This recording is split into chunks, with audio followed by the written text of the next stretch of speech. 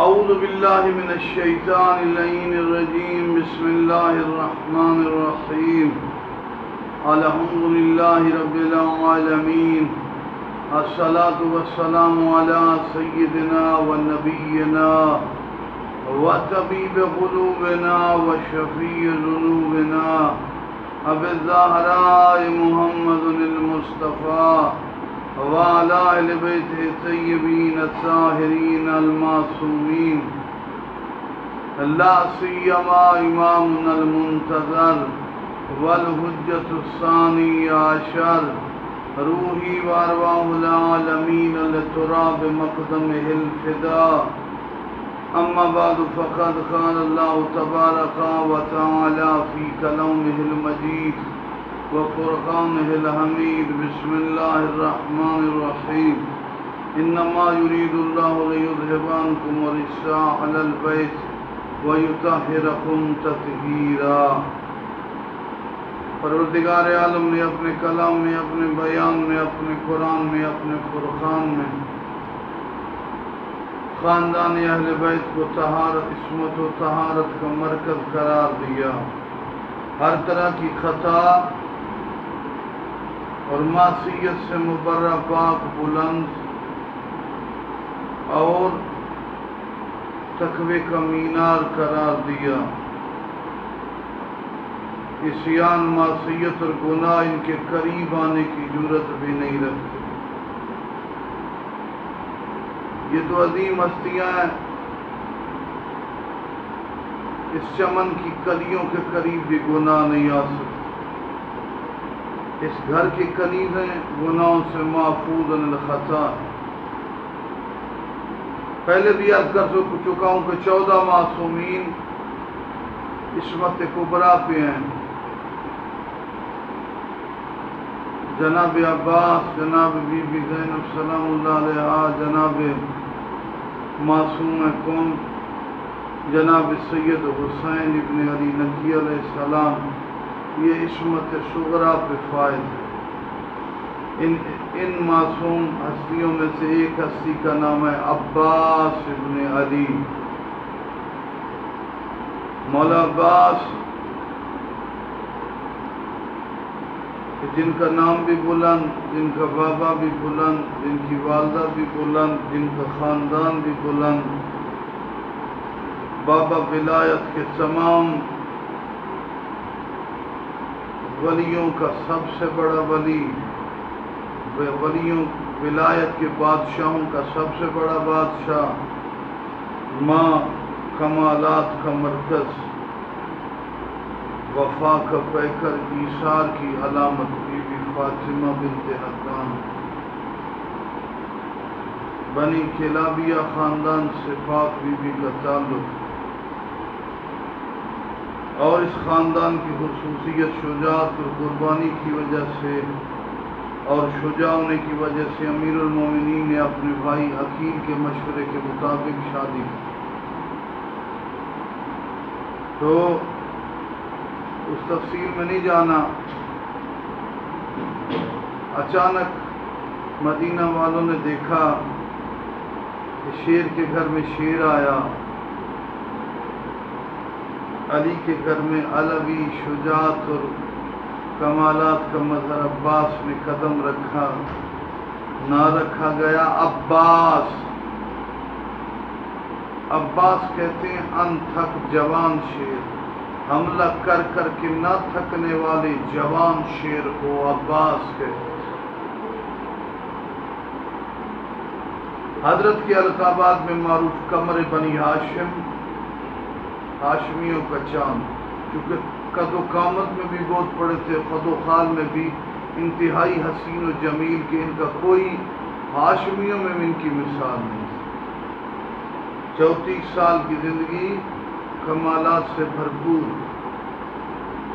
عباس کا لقب قمر بنی ہاشم، اور حضرت کا دوسرا لقب جو میں نے سقائے کربلا، مسجد مقدس جمکیران جو رقبے کے لحاظ سے دنیا کی سب سے بڑی مسجد ہے قم میں، وہاں میں نے سقائے کربلا میں پڑھا کہ مولا عباس کا لقب رئیس الشجاعان، الرئیس الشجاعان، دنیا میں جتنے بھی شجاع ہیں ان کے بادشاہ کا نام عباس ہے. گویا شجاعت اور بہادری کی تاریخ عباس کے ذکر کے بغیر نامکمل اور ادھوری ہے.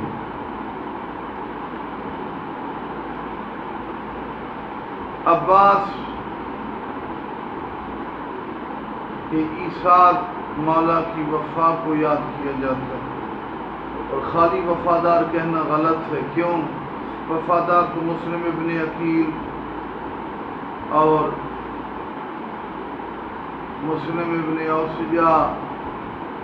عباس والد اللہ فرماتے تھے کشور وفا کا سلطان ہے، یعنی وفا کی جتنی بزم ہے ان میں سب سے بڑا وفادار مولا عباس علیہ السلام. اور رئیس الشجان بھی میں نے کہہ دیا. ہمارے یہاں معروف ہے کہ مولا عباس شجاع اور وفادار تھے. حالانکہ مولا عباس علوم کے سمندر اور 3 اماموں سے ڈائریکٹ علم لیا. ایک معروف واقعہ ہے، ایک مجتہد غلطی کر بیٹھا. اس نے کہا کہ بھئی ہم بھی علم پڑھے ہوئے ہیں، جیسے میں امام نہیں ہوں علوم پڑھنے کی وجہ سے میں بھی مجتہد، اسی طرح جناب عباس بھی نعوذ باللہ استغفر اللہ مجتہد. مولا عباس نے خواب میں اسے بتلایا کہ تم اپنے علوم کا میرے علوم سے قیاس کیسے کر سکتے؟ تو نے علوم روایات سے، تیرے اکثر علوم ظنی ہیں. علم اصول اور فقہی بات پڑھنے والے سننے والے جانتے ہیں کہ جب روایات سے ہم علم لیتے ہیں تو یہ ظنی چیز ہے. اکثر 80% سے زیادہ بلکہ 90% سے زیادہ ظنی علوم قط کم ہوتی. فرمایا تیرے اکثر علوم ظنی ہیں، اور میں نے 3 اماموں سے علم لیا. مولا علی سے بھی جناب عباس نے علم لیا، بابا سے، اور ایسا علم لیا کہ آغاز میں ہی بابا کو حیران کر دیا. پہلی جب کلاس علم کیا نا تو مولا علی نے اٹھا کر، وہ چھوٹے تھے، کہا میرا بیٹا عباس کہو ایک، جیسے ہم اپنے بچوں کہتے ہیں کہو ایک. مولا عباس نے کہا ایک، کہا کہو 2. ہمارے بچے تو اسی طرح گنتی یاد کرتے ہیں، پہلی کلاس ہے علی سے. ہمارا بچہ ہوتا تو یہی کہتا ہے 1 2 3 4 5. کہا بیٹا کہو ایک. عباس نے کہا ایک. کہا 2. کہا بابا جس زبان سے ایک کہا کیسے کہوں 2؟ یعنی پہلے ہی درس میں اپنی، مولا نے بوسا دیا، پہلے ہی درس میں اپنی ذہانت سے اپنے بابا کو عباس مولا نے حیران کر دیا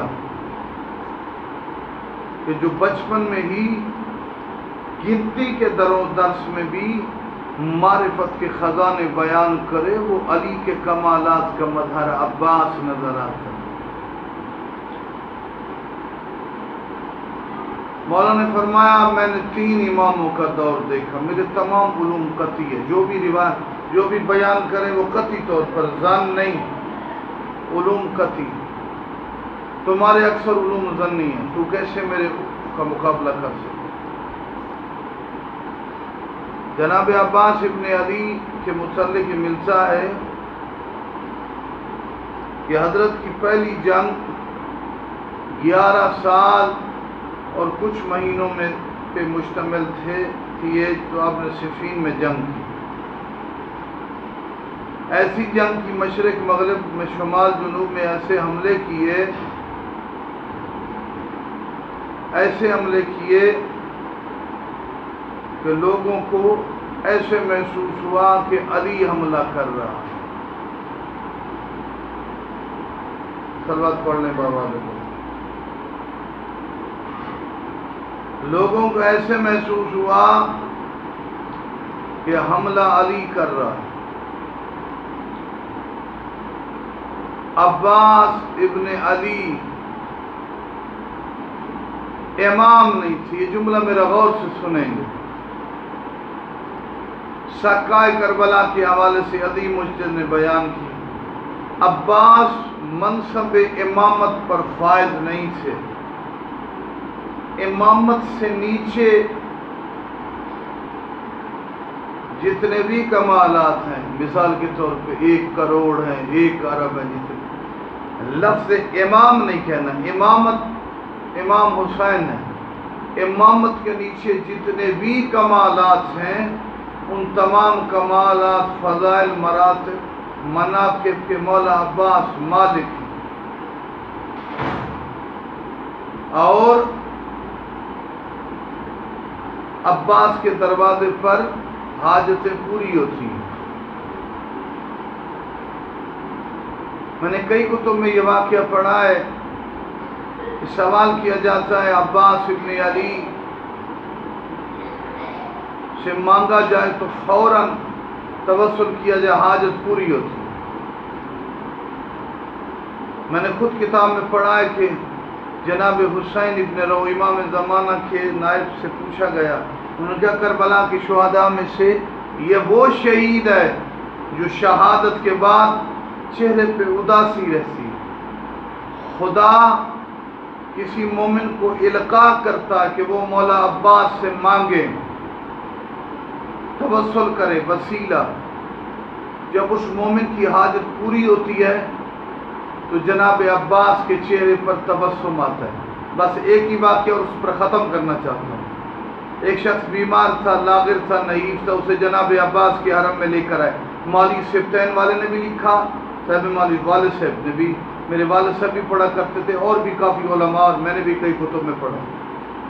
آگے جناب عباس کی زری کے ساتھ باندھ دیا، اس خیال سے چلے گئے کہ خدا جانے شفا ملتی ہے عباس کے توسل سے، خدا کرم نوازی کرتا ہے کہ نہیں۔ جب چلے گئے، آقا مہدی مدندرانی لکھتے ہیں رات کو عباس کی زری کے ساتھ باندھا گیا، سویرے جب صبح پہنچے ان کا خیال تھا کہ مر گیا ہوگا، لیکن مولا عباس کی زری کے قریب ایک تندرست اور صحت مند نوجوان کو دیکھا۔ کام سوچ رہے تھے کہ تم مر گیا ہوگا، کہتا میں مر تو گیا تھا، لیکن میری روح کو جب فرشتے لے کر جا رہے تھے راستے میں جناب عباس نے سفارش کی اس کی روح کو واپس لے آؤ۔ اس بات میں میرے سننے والے احباب یہ نہ سمجھنا کہ اللہ نے مارا اور مولا عباس مطالبہ کرے، اصل میں یہ وہی کہتے ہیں جو کچھ خدا ہے۔ اس واقعے میں توحید یا رسالت مآب سے تضاد نہیں، عباس مولا کا شرف دکھانا تھا۔ روایت کا اور یہ نبی پاک نے کہا کہ عباس اس کی روح کو واپس نہ بولو، اس کا موت کا وقت ہے، اسے جانے دو۔ کہا مولا یہ باب الحوائج کا لقب آپ نے مجھے دیا، میں نے نہیں لیا، خود نہیں لیا، اگر اس کی روح واپس نہیں آتی تو پھر یہ باب الحوائج کا لقب مجھ سے واپس لے۔ فرمایا عباس اس کی روح تو واپس آ سکتی ہے، لیکن باب الحوائج کا لقب تم سے واپس نہیں لیا جا سکتا۔ وہ اللہ کی دی ہوئی طاقت ہے، اور یہاں پر وہ یہ نہیں کہ موتعی کو مولا عباس کو اس واقعے کو ٹکرا رہے ہیں، نہیں، اس واقعے میں عباس کی عظمت اور توسل اور شرف کو بیان کرنا تھا۔